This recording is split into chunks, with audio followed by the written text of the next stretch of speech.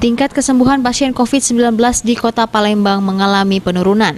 Jika sebelumnya pasien yang sembuh mencapai 84%, kali ini jumlah pasien yang sembuh menjadi 78%.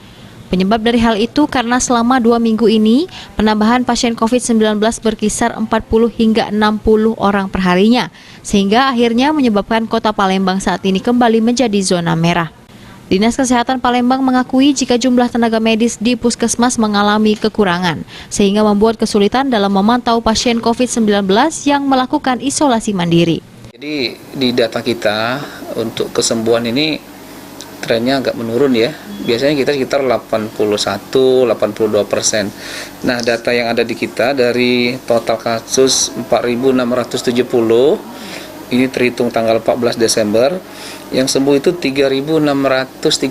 Kalau kita persentasekan 78% yang sembuh. Sisanya ada yang masih dirawat, ada juga yang meninggal 255, dan ada juga yang isolasi mandiri. Yang dirawat di rumah sakit itu 374 dan yang isolasi mandiri 411. Dengan menurunnya jumlah angka kesembuhan membuat Kota Palembang menjadi daerah yang beresiko tinggi penularan COVID-19, sehingga dihimbau agar warga Palembang selalu waspada dan menerapkan protokol kesehatan yang ketat. Firman Hidayat, PAL TV.